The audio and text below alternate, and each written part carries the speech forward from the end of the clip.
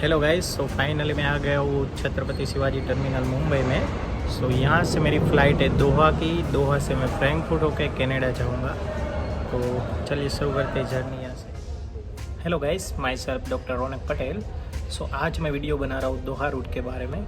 Canada जाने के लिए बहुत सारे इनडायरेक्ट रूट है, आप किसी भी रूट से जा सकते हो, पर मेरे को जो सबसे चीप और सेफ रूट लगा वो था दोहा होके, कतार होके। सो फर्स्ट ऑफ ऑल, जैसे ही हम मुंबई एयरपोर्ट में एंट्री करते हैं, अपने को टर्मिनल 2 पे आना पड़ेगा, क्योंकि इंटरनेशनल फ़्लाइट और डोमेस्टिक वैसे दोनों वहाँ पे, पर उसका अलग अलग पार्टीशन दिया हुआ है।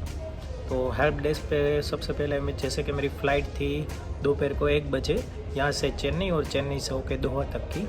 सो मैंने एंट्री कर दी 9 AM पे, और अभी कम से कम बजे 10 AM, और मेरा इमिग्रेशन और ये सब एकदम स्मूथ प्रोसेस था। मुंबई एयरपोर्ट पे सिर्फ 5 मिनट के अंदर सब क्लियर हो गया। जैसे ही मैं हेल्प डेस्क पे गया, वहाँ पे उन्होंने मेरा बोर्डिंग पास बनाया, मेरा बैग का वेट किया। बैग के वेट में अब 1-8 किलो आपका ज़्यादा होगा तो चल जाएगा, वो लोग इतना देखते नहीं हैं, ठीक है। उसके बाद उन्होंने एक इमिग्रेशन ऑफिसर को बुलाया, उन्होंने मेरे सब रिपोर्ट मांगी, उसके अंदर RT-PCR रिपोर्ट मांगी, कतार एतराज़ एप्लीकेशन और एतराज़ का अप्रूवल मांगा। मेरे पास कितने मनी है वो भी उन्होंने पूछा, क्योंकि कतार गवर्नमेंट की नई गाइडलाइन के हिसाब से अपने पास कम से कम 1 लाख रुपीस होने चाहिए और 5000 रियास उतने होने चाहिए, तो ये अपने को बोर्ड करने देते। और अपने पास ऑनवर्ड जर्नी की टिकट होनी चाहिए और होटल बुकिंग की भी टिकट होनी चाहिए। इन सब चीज़ें आपके पास है तो ही आप फ़्लाइट बोर्ड कर सकते हो। तो मैंने इन सारी रिक्वायरमेंट्स फिल की थी, तो मेरे को एयरपोर्ट से हार्डली 5 मिनट लगे इमिग्रेशन और बोर्डिंग पास बनाने में। उसके बाद अभी मैं यहाँ वेटिंग एरिया पे आ गया हूँ। सो यहाँ से मेरी फ़्लाइट है 1 बजे के आसपास। यहाँ से मैं चेन्नई जाऊँगा, चेन्नई से फिर मेरा होल्ट है 3 आवर का, और वहाँ से फिर दोहा। और बेसिकली दोहा में मेरा नाइट स्टे है, वहाँ पे मेरे को रुकना पड़ेगा 1 दिन के लिए, क्योंकि वहाँ क्या है, वीज़ा ऑन अराइवल मिल रहा है, तो अभी अपने को विजिटर वीज़ा पे ही वहाँ पे जाना पड़ेगा। तो वहाँ पे मेरा होटल बुकिंग और सब रेडी है, और आगे की डिटेल में अभी आपको दोहा पूछ के बताऊँगा। तो अब मेरे कोस्ट के बारे में बात करें, मेरी जो जर्नी थी Mumbai to Doha to Frankfurt और वहाँ से कनाडा तक की, वो मेरे को पड़ी 1 लाख के अंदर। खाली टिकट ही उसके अंदर आएगी, और उसके बाद होटल का और उसका मान के चलिए तो कम से कम 10,000 तक आपको गिनना पड़ेगा। और उसके अलावा आप जो कोविड रिपोर्ट करवाएंगे दोहा में जाके, उसके 300 रियाज लगते हैं, मतलब इंडिया के 6000 रुपीज़, तो वो खर्चा लगेगा। बाकी फ्रैंकफर्ट पे अपने को ले और करना नहीं है, तो वहाँ पे कुछ खर्चा है नहीं। तो ऐसे करके अपने को पहुँचेंगे। और मेरी फ़्लाइट थी वो फ्रैंकफर्ट से भी मॉन्ट्रियल जा रही थी, और मॉन्ट्रियल से टोरंटो आ रही थी।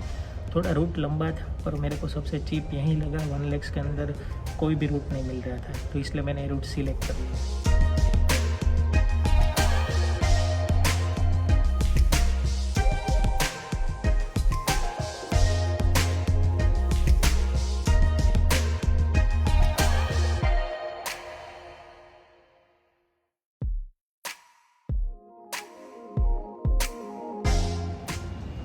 हेलो गाइस, तो अभी मैं पहुंच गया हूँ चेन्नई एयरपोर्ट। और चेन्नई एयरपोर्ट की बात करें तो यहाँ इमिग्रेशन थोड़ा स्ट्रिक्ट लगेगा आपको, पर अगर आपके पास सब डॉक्यूमेंट है, आपको कोई घबराने की ज़रूरत नहीं है। जैसे ही मैं यहाँ पे आया तो इन्होंने फर्स्ट मेरे को एक डेस्क पे भेजा। वहाँ पे जो स्टाफ था उन्होंने मेरे डॉक्यूमेंट चेक किए, और उनको हालांकि ये भी नहीं पता था कि क्वारंटाइन से एग्ज़ाम पे जिन्होंने वैक्सीन ले ली है। तो उन्होंने थोड़ी देर डिस्कशन की, फिर उन्होंने मेरे को इमिग्रेशन डेस्क पे भेजा। इमिग्रेशन डेस्क पे उन्होंने मेरे को जनरल क्वेश्चन किए, आप क्यों जा रहे हो, आपका कोर्स क्या है, और आपने होटल बुकिंग की है या और। फिर उन्होंने मेरे को दूसरे एक इमिग्रेशन ऑफिसर के पास भेजा, जो सुप्रीम इमिग्रेशन ऑफिसर था। उन्होंने मेरे को थोड़े क्वेश्चन पूछे, जैसे कि आपके कॉलेज आईडी में लॉगिन करके दिखाओ, जो कनाडा वाले अपने को पूछते वहीं सेम पूछे, आपके पास करेंसी कितनी है, आपने होटल बुकिंग किया है कि नहीं, और आप किस बेस पे जा रहे हो। और मेरे पास इंटरनेट नहीं था, तो मेरे को बहुत दिक्कत आई। फिर मैंने उनको ही बोला कि आप वाईफाई शुरू कीजिए। सो आप अगर वाईफाई या कोई अच्छा प्लान लेके चलोगे तो आपके लिए बहुत अच्छा होगा। सो मेरे को मुंबई के हिसाब से चेन्नई का इमिग्रेशन थोड़ा स्ट्रिक्ट लगा, ठीक है। अब यहाँ से मेरी फ़्लाइट है 18 PM को अभी दोहा के लिए। सो मैं दोहा पहुँच के आपको आगे की जो स्टोरी सुनाऊँगा।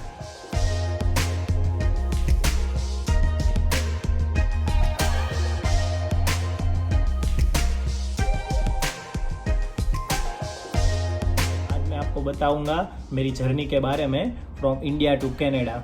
सो मैंने बहुत सारे रूट देखे हैं, मार्केट में बहुत सारे रूट अवेलेबल है, मैक्सिको रूट है, सर्बिया रूट है, many other, but I find this one very cheap and also the safest route. आपने बहुत सारे वीडियो देखेंगे, लोग बताते हैं इंडियन स्टूडेंट को डिपोर्ट भी कर देते हैं यहाँ से। सो वो क्यों करते हैं वो सब मैं आपको आगे इस वीडियो में दिखाऊंगा। सो फर्स्ट शुरू करते हैं इंडिया से। जो मैंने मेरी फ्लाइट बुक करवाई थी वो पहले मेरी थी मुंबई टू चेन्नई, और चेन्नई से फिर दोहा में मेरा 1 नाइट स्टे था। उसके बाद मेरा फ्रैंकफर्ट की फ़्लाइट है कतार एयरवेज़ में, और फ्रैंकफर्ट से मॉन्ट्रियल और मॉन्ट्रियल से टोरंटो तक की मेरी एयर कनाडा में बुकिंग्स है। ओके, सो फर्स्ट मैं जब मुंबई एयरपोर्ट पे रीच हुआ तो मेरी फ़्लाइट थी 1 PM पे, और मैंने 9 AM पे एंट्री ले ली थी। First I go to the desks, there is a multiple desks where you can find your airlines, like Indigo there is a 20 to 30 counter. So I go to the Indigo member, first they they check my weight of my bag. So actually they allow 31 kg sorry, and in my bag there is a 32 kg plus 200 grams. So they allow me, they don't say anything like you have to remove this or anything like that. Then they call to the one immigration officer, and the immigration officer come and ask me a few question. So अब जो आपको ध्यान रखना है, वो लोग आपको खास 3 चीज़ें आपको पूछेंगे। फर्स्ट एक ऐतराज एप्लीकेशन रहता है, वो मैं आगे आपको बताऊंगा आपको क्या क्या उसमें भरना है और कैसे अप्रूवल लेना है गवर्नमेंट से, कतार गवर्नमेंट से। सो वो मैंने पहले ही ले लिया था, तो मेरे पास वो था। दूसरा, वो लोग करेंसी मांगते हैं, आपके पास मिनिमम इंडियन करेंसी 1 लाख होने चाहिए। इंडियन करेंसी मीन्स कन्वर्ट करो तो, जैसे कि मेरे पास $1240 कैनेडियन थे और $320 US डॉलर्स थे, और थोड़े सम अमाउंट इंडियन करेंसी भी थी। सो ये सब मेरे पास था। तो उन्होंने वो खास करेंसी का पूछा, ऐतराज अप्रूवल का पूछा, आपका पर्पस क्या है वो मेरे को पूछा। तो मैंने बताया मैं कनाडा स्टडी वीज़ा पे जा रहा हूँ, आप मेरा स्टडी जो अपना पासपोर्ट स्टैंपिंग का रहता है वो मैंने दिखाया, आप वो भी देख सकते हो। मेरा RT-PCR रिपोर्ट चेक किया गया और मेरी ऑनवर्ड जर्नी चेक की गई, और ये सब मेरे को होते हुए कम से कम सिर्फ 5 मिनट ही लगा। तो मुंबई का जो मेरा एक्सपीरियंस था वो बहुत ही अच्छा था और एकदम स्मूथ था। सो उसका कोई मेरे को दिक्कत इतना नहीं आया। उसके बाद अपन बात करते हैं मुंबई से लेके मेरी चेन्नई तक की फ़्लाइट। सो मुंबई एयरपोर्ट से मेरे को दोनों बोर्डिंग पास मिल गए थे, चेन्नई से दोहा तक का भी और मुंबई से दोहा तक का भी। So once I reach Chennai पे मेरे को इमिग्रेशन बहुत ही स्ट्रिक्ट लगा, क्योंकि उन्होंने बहुत सारे डॉक्यूमेंट मांगे। फर्स्ट मैं एक डेस्क पे गया, वहाँ पे उन्होंने मेरे सब डॉक्यूमेंट चेक किए, RT-PCR report, hotel and other things. और उनको वो भी नहीं पता था कि मेरे को होटल क्वारंटाइन नहीं करना है। वो मेरे को पूछ रहे हैं आपके पास रिजर्वेशन क्यों नहीं, आपको 10 दिन क्वारंटाइन करना है ऑल। फिर एक स्टाफ ने आके बोला तो उनको पता पड़ा कि एग्जाम टू में क्वारंटाइन से, because I have approval from Ehteraz, Qatar government है। Okay, then they send me to immigration desk where one person check my passport and ask me question regarding why do you going for Canada and what is your purpose and which college do you have studying, and many questions related to my college. Then they send me again to the another immigration officer. That immigration officer is a man immigration officer. They ask me about logging into my college portal and show me your timetable, and but that's it. Then I wait there for a long time, and they said yes, you are go okay and you can now go. So I board my flight near around 6 PM from Chennai. And अगर आप Chennai airport से जा रहे हो तो चेन्नई पे एक बहुत बड़ा फ़ायदा है। चेन्नई एयरपोर्ट पे जैसे ही आप जहाँ वेटिंग करोगे, मेरा जो गेट था वो 15 नंबर का गेट था, वहाँ पे बाहर ही अपने को कतार के सिम कार्ड मिलते हैं, क्योंकि उसको वहाँ पे क्या है, लोग वहाँ से ही कतार की मोस्टली फ़्लाइट जाती है। तो वहाँ पे उन्होंने मेरे सिर्फ को 400 रुपीज़ में एक वोडाफोन का सिम कार्ड कतार का मेरे को मिल गया, और उसके साथ एक कॉम्प्लीमेंट्री और एक सिम कार्ड फ्री दिया। अब जो सिम कार्ड रहता है उसके अंदर क्या सिस्टम रहती है, आपको 500 MB नेट फ्री मिलता है और 25 इंडियन मिनट्स मिलती है और 25 आप कतार में मिनट्स मिलती है। सो एक कार्ड के बहुत यूजेस है, वो मैं आपको आगे जाके बताऊंगा। और अगर अपन यही कार्ड अपन कतार पहुंच के लेंगे तो इसका जो प्राइस है वो $10 है, यानी मान के चलिए आपको ये थोड़ा महंगा पड़ सकता है, 700 रुपीज़ तक हो सकता है। सो अगर आप चेन्नई से आ रहे हो तो वेल एंड गुड, आप चेन्नई एयरपोर्ट से ही सिम कार्ड परचेस कर लीजिए, ठीक है। और फिर मेरा जो जर्नी था, मैं चेन्नई से फ़्लाइट बोर्ड की मैंने, और यहाँ पे मैं कतार लैंड हो गया था 10 PM पे। सो 10 PM पे मैं लैंड हुआ। उसके बाद वहाँ पे अपने को कम से कम 20 मिनट तक को एक्सकलेटर में ही चलना है। सो आगे जाके अपन जहाँ पे पहुँचते वहाँ पे बैगेज क्लेम का रहता है और 2 लाइन रो बनी होती है, लेन 1 लेन 2।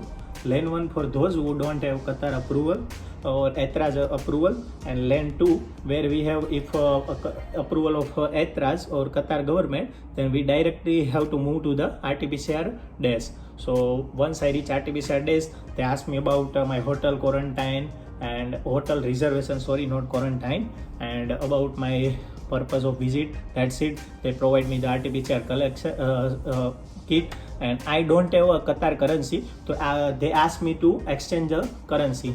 So exit the behind the RT-PCR test desk, there is a one accelerator.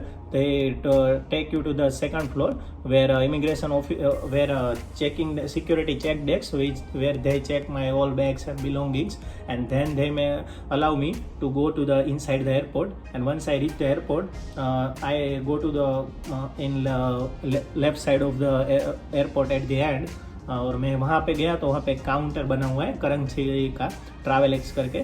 तो वहाँ पे मैंने मेरी करेंसी एक्सचेंज की। मेरे पास तो $300 थे, उनको मैंने कतारी रियाज में कन्वर्ट कर लिए, ठीक है, क्योंकि आपको रियाज काम आएंगे। कभी आप उबेर बुक कर रहे हो या फिर आप RT-PCR टेस्ट कराओगे तो उसके लिए ज़रूरत पड़ती है, ठीक है। मैंने मनी कन्वर्ट कर लिए और मैं RT-PCR का जो डेस्क था वापस वहाँ पे गया, मैंने वहाँ पे पे किया, उन्होंने मेरे को एक रिसिप्ट प्रोवाइड की। फिर वहाँ ही साइड में कलेक्शन रूम था, वहाँ से मेरा RT-PCR का रिपोर्ट उन्होंने ले लिया। मैंने उनको पूछा मेरे को रिपोर्ट कहाँ से कलेक्ट करना है, तो उनका आंसर था कि आपको अपने कतार के जो मोबाइल नंबर है उनके ऊपर SMS आ जाएगा या मैसेज आ जाएगा, फिर यू कैन कलेक्ट। और आप अगर कतार में आ रहे हो तो कतार की सिम ज़रूरत है, क्योंकि मैं आगे आपको बताऊंगा एतराज एप्लीकेशन के बारे में, उसके अंदर अपने को कतार के कॉन्टैक्ट नंबर चाहिए। So either you can buy from airport और you can buy from Chennai airport also, या दोहा में भी आप बाहर आओगे तो आपको सिम कार्ड मिल जाएगी, there is no need to worry, okay. So ये थी मेरी एयरपोर्ट तक की जर्नी। फिर एयरपोर्ट में मेरे को भेजा गया RT-PCR के बाद इमिग्रेशन डेस्क पे। इमिग्रेशन डेस्क पे मैं गया and I am quite shock because they don't ask me anything, even a single question कि आप कहाँ से आए हो, आपका पर्पस क्या है, note. I just show them my passport and I just say I am a visa on arrival candidate. So they was just check few things and just let me go. So I am quite shocked because I listen from many people that many Indian students are deported, and why they deported I made another video on that part also, because there is some reasons. But otherwise my journey from India to Chennai and Chennai to here Doha, which is very smooth, and I feel that Chennai immigration is slight tough, but उसके सिवा मेरे को कोई भी दिक्कत नहीं आई है। So finally मैं अभी यहाँ पे दोहा में मेरी होटल में हूँ, ओके। सो ये जो होटल है उसका नाम है वेस्टर्न प्लस दोहा होटल। एयरपोर्ट से नज़दीक में ये, एयरपोर्ट से यहाँ मेरे को आने तक कम से मेरे को लगे 26 रियाज, मानी कि इंडियन करेंसी में 500 to 600 रुपीज़ हुए। सो बहुत दूर नहीं है, एयरपोर्ट के जस्ट पास में ही है। और ये होटल बुक करने के भी बहुत सारे फ़ायदे हैं, क्योंकि एयरपोर्ट से नज़दीक है, आसपास में टूरिस्ट प्लेस भी है, जैसे कि आप कतार म्यूज़ियम विजिट कर सकते हो, इस्लामिक कतार म्यूज़ियम भी इस साइड है, और आप मरीना पार्क है वहाँ पे भी जा सकते हो। तो ये सब नज़दीक में बहुत सारी चीज़ें हैं, तो अपने को यूज़फुल है। दूसरा, मैंने जो रिजर्वेशन बुक किया था वो जूनियर रूम का किया था, जो मेरे को 6500 रुपीज़ में पड़ा था, उसमें ब्रेकफास्ट इंक्लूडेड था। मैंने ज़्यादा कॉस्ट होटल नहीं ढूंढी, बिकॉज मेरे को यहाँ ज़्यादा स्टे नहीं करना था, और इसलिए मैंने, और मेरा जो रिजर्वेशन था वो 1 डेज़ का ही था। सो मेरे को 12 बजे आज चेकआउट करना पड़ेगा, क्योंकि आज मेरा फर्स्ट डे कतार में। बट मैं चाहता हूँ आज इधर मैं अपनी जो रिजर्वेशन है वो एक्सटेंड करूँगा, और मैं एयरपोर्ट जाके टाइम थोड़ा निकाल लूँगा। सो यहाँ पे मैं हूँ। यहाँ के फ़ायदे हैं कि मैंने जैसे कि जूनियर रूम बुक करवाया था, तो इनके पास डीलक्स रूम अवेलेबल था, तो इन्होंने मेरे को ऑटो अपग्रेड कर दिया डीलक्स में विदाउट पेइंग एनी मनी। और मैं एक चीज़ आपको रिकमेंड करूँगा, अगर आप कतार आ रहे हो या कहीं भी जा रहे हो, आप अपना घर का फूड साथ में लेके चले। जैसे कि मैं गुजराती हूँ, तो आपको पता है थेपले हमारे फेवरेट रहते, तो मेरे पास थेपले और ये सब दही और ये सब कर्ड था, तो मैंने वहीं 2 दिन उससे ही सर्वाइव किया, क्योंकि यहाँ का मेरे को ब्रेकफास्ट जो था इनके हिसाब से अच्छा था, बट अपने को उसमें टेस्ट नहीं आता है, और अपने को वो अलग ही कुछ लगता है। यहाँ जैसे कि मॉर्निंग मेरा ब्रेकफास्ट था, वो मैं भी आपको वीडियो में दिखा दूंगा, और जो मेरा रूम है उसका रूम का टूर भी मैं आगे आपको वीडियो में दिखा दूंगा, ठीक है। सो अब यहाँ से अब मैं हो गए सुबह के 9 बज गए। सो अब मैं जाऊँगा कतार म्यूज़ियम। सो उसका भी मैं अलग से व्लॉग बनाऊँगा, आपको वो भी दिख जाएगा। और यहाँ से मेरी ऑनवर्ड जर्नी वो कैसे और क्या रहती है वो मैं आगे के वीडियो में आपको बताऊँगा। Thank you for watching. मेरे पास सब मेरे डॉक्यूमेंट्स और आ गए थे, तो मैंने सैटरडे को अप्लाई किया। संडे को मॉर्निंग में 7 to 8 AM पे मुझे अप्रूवल आ गया था कतार गवर्नमेंट का। वो मैं आपको दिखाऊंगा किस टाइप का रहता है। एक बना हुआ रहता है कि you are exam from quarantine. So ये अगर अपने पास हो तो अपने को मुंबई एयरपोर्ट और दोहा दोनों पे अपनी इमिग्रेशन प्रोसेस थोड़ी ठीक रहती है। इसके बाद आपको जो ऐतराज एप्लीकेशन है उसका ज़रूरत आपको पड़ेगा आप जैसे ही लैंड करोगे कतार के अंदर। और उस एप्लीकेशन के लिए अपने को कतार का मोबाइल नंबर चाहिए। अब कतार का मोबाइल नंबर तो अपने पास होता नहीं है, तो you can buy the Qatar SIM card in from 2 ways। Either you can buy it from a Chennai airport और any international airport when can they provide the Vodafone SIM card, and otherwise once you reach the Doha in outside of airport you may find the SIM card. That's not big deal, but if you come from India and if you buy that from Chennai, then it will be very helpful for you, so you don't have to waste time here. So once I clear immigration and I took my baggage and all, and then I reach to the ऐतराज centre. तो जैसे आप बाहर आते हो आपको एक ऐतराज का काउंटर दिख जाता है, वहाँ पे एक सर खड़े होंगे, वो आपको ऐतराज एप्लीकेशन डाउनलोड करने का कहेंगे। उसमें आपको कतार आईडी मांगते हैं। कतार आईडी अपने पास रहता नहीं है तो अपने को कोई दिक्कत नहीं है। वहाँ पे आप उस पे ऊपर टैप करोगे तो एक वीज़ा का ऑप्शन आता है। सो वीज़ा ऑप्शन पे क्लिक करके अपने पासपोर्ट में जो स्टैम्प मारते हैं कतार गवर्नमेंट, उसके नीचे एक नंबर रहता है 54 करके, फिर एक नंबर लिखा रहता है बार कोड के नीचे। तो नंबर अपने को वहाँ पे पेस्ट कर देना है। सो उसके हिसाब से फिर अपन कतार एप्लीकेशन में एंटर कर जाएंगे। और जैसे ही अपन उसमें लॉगिन करेंगे तो अपने को एक स्टिकर आता है ग्रीन, रेड और इस टाइप के बने हुए। ग्रीन सिग्नल है मतलब यू आर फुली वैक्सीनेटेड और आपका कतार का अप्रूवल भी प्रॉपर है। सो ये था ऐतराज एप्लीकेशन के बारे में। ठीक है, thank you so much. Okay, so cost के बारे में बात करें। सो मेरी जो फ्लाइट थी वो मुंबई से छत्रपति शिवाजी टर्मिनल से लेके चेन्नई तक की। चेन्नई में मेरा 3 आवर का ले ओवर था, वहाँ से मेरी दोहा की थी और दोहा से फिर फ्रैंकफर्ट और फ्रैंकफर्ट से मॉन्ट्रियल होकर टोरंटो तक की थी। तो मेरी फर्स्ट फ्लाइट थी from India to Chhatrapati Shivaji terminal to Chennai is IndiGo, and another flight is also IndiGo till the Doha. And Doha से मेरी कतार एयरवेज थी फ्रैंकफर्ट तक, और फ्रैंकफर्ट के बाद मेरी एयर कैनेडा ही थी दोनों टाइम। फ्रैंकफर्ट पे भी मेरा 2 to 3 आवर का ले ओवर था। ओके, और टोटल जर्नी मेरी टिकट पड़ी 97,000 में। उसके अलावा मैंने होटल रिजर्वेशन बुक कराया था, उसके आप मान के चलो 6 to 7,000 अगर आप चीप लेते हो तो। और उसके बाद RT-PCR टेस्ट के भी आपको इंडियन करेंसी में सब बता रहा हूँ 6,000 अराउंड लग जाएंगे। और थोड़े बहुत आप एयरपोर्ट पे भी अगर खर्चा करोगे, क्योंकि एयरपोर्ट पे बहुत सारे फूड और सब जो भी ड्रिंक चीज़ें सब महंगी बहुत मिलती है। सो आपको इंडियन करेंसी भी आप 2 to 3,000 enough for you to carry along with you. So इतनी आप साथ में रखें। सो मेरी जर्नी मेरे को सब मिला के मेरे को कम से कम 1,30,000 तक पड़ी, और ये सबसे चीप था। बाकी इसके जो भी आप वीडियोस देखोगे कुछ लोग बताएंगे इतने में हो गए, इतने में, वो खाली टिकट का बताते। टिकट तो मेरी 97,000 में हुई थी, जो सबसे चीप है अगर आप इनडायरेक्ट रूट में देखोगे तो। सो यही चीज़ है। सो आप ये सब चीज़ों का भी ध्यान रखें थोड़ा। अब बात करते हैं आईसेंट ऐप और अराइवकैन ऐप के बारे में। बहुत सारे लोगों को एक क्वेरी रहती है, हम फुली वैक्सीनेटेड है तो हम एग्जेम्प्टेड है from quarantine, then can we have to put address in the quarantine tab? Yes, you have to plan backup for you.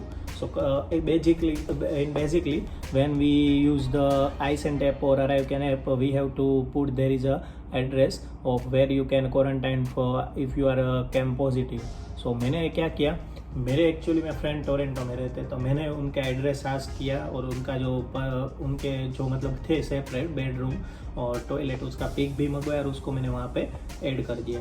अब जो लोग हैं जिनका कोई कांटेक्ट नहीं, वो क्या कर सकते हैं, अगर आप वहाँ पे आपको जब क्वेश्चन पूछते हैं आपके पास क्वारंटाइन प्लेस है कि नहीं, अगर आप नो कहोगे तो उसका एक खाली क्या होगा, आपकी जो रिसिप्ट बनेगी उसके अंदर एक रेड स्टिकर आ जाता है। उनसे जो वहाँ पे इमिग्रेशन ऑफिसर होगा उनको पता लगता है कि इन्होंने क्वारंटाइन प्लेस अभी बुक नहीं किया है। सो इन केस अगर आप पॉजिटिव आ गए तो ऐसा नहीं, वो आपको डिपोर्ट कर देंगे, पर आपको होटल बुक करवाना पड़ेगा और मे भी थोड़ा बहुत फाइन होगा, मेरे को उसका डिटेल ज़्यादा नहीं है। ठीक है, और दूसरा चीज़ आप ये कर सकते हो, अपने फ्रेंड को पूछ सकते हो, वो अपना एड्रेस प्रोवाइड करे सो आप क्वारंटाइन लोकेशन में वो डाल सकते हो। और तीसरी चीज़, आप होटल रिजर्वेशन बुक कराओ, पर ऐसा कराओ जो आपको 100% रिफंडेबल दे रहा हो। बिकॉज कुछ कुछ होटल का मैंने सुना है वो 100% रिफंडेबल नहीं दे रही है। सो होटल्स के ऊपर बहुत सारे वीडियो यूट्यूब पे सब लोग डालते हैं, तो आप उसमें देख लीजिए कौन सी होटल है जो 100% रिफंड दे रही है, सो आप उसको ही चूज़ करें। बाकी आइस एंड टैप का आपको पता है कॉलेज के हिसाब से रहता है। मेरा सोल्ट कॉलेज था सूस एंड मेरी में, सो मैंने उस हिसाब से सब फुलफिल कर दिया था डॉक्यूमेंट, और तो लास्ट में एक मेरे को ईमेल आ गया था रिसिप्ट का। एंड अराइव कैन में भी मैंने स्टेप बाय स्टेप सब कर लिया था, तो मेरे को एक रिसिप्ट आ गई थी। सो दोनों रिसिप्ट कनाडा में इमिग्रेशन ऑफिसर अपने पास मांगते हैं, सो मैंने वो पहले से ही फुलफिल कर दिया था। अभी कब तक अपने को फुल करना है, पूरा भरना है, वो मैं आपको बताऊंगा, क्योंकि उसमें भी बहुत सारे लोगों को क्वेरीज रहती है। लीगली हम देखें और कनाडा के जो साइट है उनके हिसाब से 72 और प्रायर टू और डिपार्चर फ्रॉम इंडिया, मतलब जो भी कंट्री से आप ट्रैवल कर रहे हो तब अपने को वो सब भरना पड़ता है। सो मेरा जो जर्नी का मेरा जैसे कि मैं 28 को दोपहर में वहाँ पे कनाडा पहुँच रहा था और 26 को मेरी जर्नी स्टार्ट हुई थी, तो मैंने 25 को ही कर दिया था, मतलब टोटली नहीं रहना 25 नाइट में किया था। सो वो भी कम से कम 72 और अराउंड मेरे पास थे। और अगर आप जैसे कि थर्ड कंट्री होके जा रहे हो, तो आप जैसे कि मेरा दोहा में नया स्टे हो रहे, तो आप यहाँ भी कर सकते हो, यहाँ से भी कोई दिक्कत नहीं है। कॉलेज का मैं आपको रिकमेंड करूँगा ICETM का थोड़ा जल्दी करें तो आपको यूज़फुल रहेगा, क्योंकि कॉलेज अपने को फिर एक क्वारंटाइन लेटर भी भेजती है और ट्रैवल अपना जो हेल्थ इंश्योरेंस है वो भी भेजती है। मैं भी वो कभी कभी मांगती ही है, और मैंने थोड़ा उसमें लेट कर दिया क्योंकि मेरी जर्नी अर्जेंटली में डिसाइड हुई थी। सो मेरे को थोड़ा अब देखता हूँ आगे दिक्कत आती है कि नहीं आती है। सो ये आपको खास इन चीज़ों का ध्यान रखना है।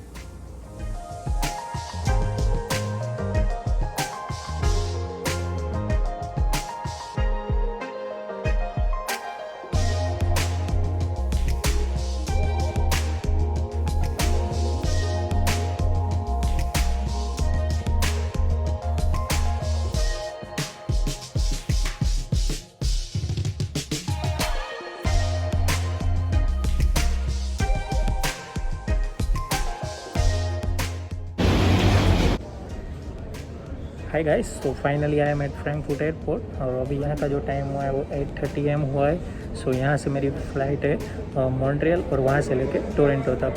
सो यहाँ का इमिग्रेशन बहुत ही सिंपल है। यहाँ पे जैसे उसने मेरे पास RT-PCR रिपोर्ट मांगा जो मैंने थर्ड कंट्री से करवाया था, मैंने उनको दिखाया and they asked me you are vaccinated, then I say yes. So they stamped this little yes symbol on my passport, it mean I have ready to go. So very easy immigration है यहाँ पे, so don't worry about it. और अब मैं wait कर रहा हूँ कि मेरी नेक्स्ट फ्लाइट के लिए। So finally going to Canada. Hi guys, so finally I am in Canada. और मेरा जो इमिग्रेशन था, दोहा से मैं मॉन्ट्रियल उतरा था क्योंकि मेरी कनेक्टेड फ़्लाइट थी Montreal to Toronto. So Montreal पे मेरा इमिग्रेशन हुआ। वहाँ पे पहले उन्होंने मेरे को रिसिप्ट जनरेट करनी थी, वहाँ पे मशीन में से ऑटोमेटिक थी, और रिसिप्ट में अपने को मेंशन करना है अपने पास क्या क्या चीज़ है। वहाँ पे आपको खास एक बात का ध्यान रखना है, आपके पास जो भी चीज़ है वो आपको वहाँ पे मेंशन करना है। अगर आप गलत मेंशन करोगे तो आगे जाके आपको दिक्कत हो सकती है, क्योंकि सिक्योरिटी चेक पे वो लोग आपको चेक कर सकते हैं। ठीक है, वहाँ मेरा क्लियर होने के बाद मैं इमिग्रेशन डेस्क पे गया, उन्होंने मेरी स्टडी परमिट मांगी और मेरा पासपोर्ट और मैं वैक्सीनेटेड हूँ या नहीं वो पूछा। मेरे पासपोर्ट पे एक स्टिकर लगाया एग्री, यानी I am ready to go. And अब ना वो बात करते हैं इमिग्रेशन के बारे में। इमिग्रेशन ऑफिसर ने मेरे को कुछ क्वेश्चन पूछे, जैसे कि फर्स्ट आपकी स्टडी परमिट कहाँ से कहाँ तक की है, आप अपने स्टूडेंट पोर्टल में हमको लॉगिन करके दिखाइए, आपके कोर्स में टोटल कितने सब्जेक्ट हैं, आपका सेमेस्टर ब्रेक कब है, और दूसरे जैसे कि what your purpose to come here in Canada, आप इंडिया में भी ये कोर्स कर सकते हो तो आप यहाँ पे क्यों आए हो। सो वो भी अपने को वहाँ पे उनको बताना है। उसके अलावा वो अपने मदर नाम, फादर नेम और मिडल नेम उनके भी वो सब जनरल क्वेश्चन भी पूछते।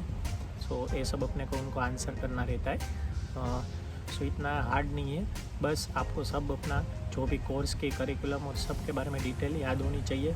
और वो लोग आपसे आपका लेटर ऑफ एक्सेप्टेंस, यानी कि आपका जो एडमिशन टाइम पे जो लेटर आता है, मेन एडमिशन लेटर, वो मांगते हैं, जिसमें आपकी सब डिटेल हो और डेजिग्नेटेड लर्निंग इंस्टीट्यूशन के नंबर भी हो।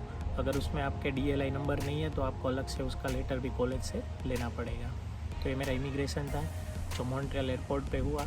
और जो लोग कनेक्टिंग फ़्लाइट से आ रहे हैं, आप कम से कम मॉन्ट्रियल एयरपोर्ट से अगर टोरंटो जा रहे हैं तो 3 घंटे का बीच में गैप रखें, क्योंकि मेरी जो फ़्लाइट थी वो 1 आवर के टाइम के बाद ही थी। तो मेरे को बहुत जल्दी में मैंने सब काम किया, तब जाके मैं पहुंच पाया। सो वहाँ पे मेरा इमिग्रेशन क्लियर हो गया।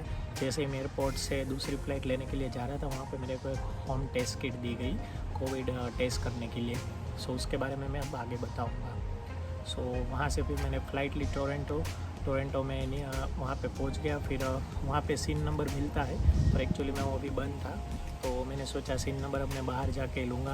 अब जैसे टोरंटो एयरपोर्ट पे पहुँचा तो मेरे फ्रेंड्स ने मेरे को सब गाइड किया था कहाँ से क्या करना है, टैक्सी क्या लेना है। तो मैं फिर वो करके उनके घर पे टोरंटो गया। ठीक है, अब बात करते हैं टेस्ट के बारे में।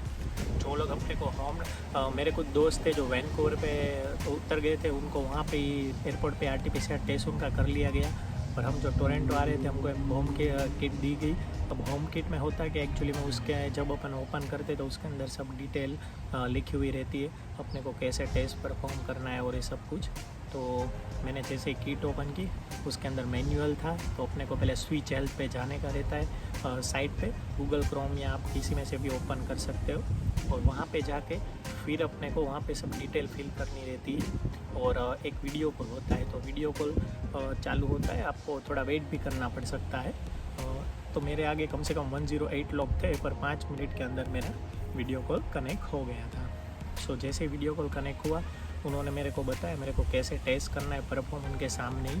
सो वो मैंने फिर टेस्ट परफॉर्म किया। अब टेस्ट परफॉर्म करने के बाद एक रेड बैग के अंदर अपने को उसको रखना रहता है, और कोल्ड स्टोरेज में रखना रहता है अगर वो आपके घर लेने आ रहे तो। और अगर आप ड्रॉप करने जा रहे हो कहीं नज़दीकी स्विच हेल्थ सेंटर पे, तो आपको उसको फ्रिज में रखने की ज़रूरत नहीं है। सो बेसिकली मैं मेरे फ्रेंड के यहाँ ठहरा था नॉर्थ बे डाउनटाउन टोरंटो में।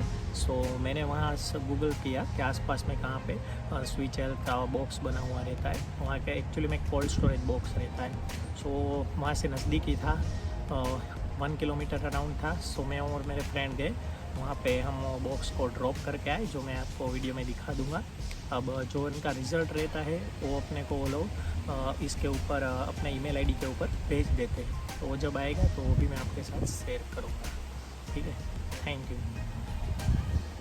तो अपने को ऐसा स्विच बॉक्स दिखेगा, उसके अंदर अपने को अपना टेस्ट किट डालना है।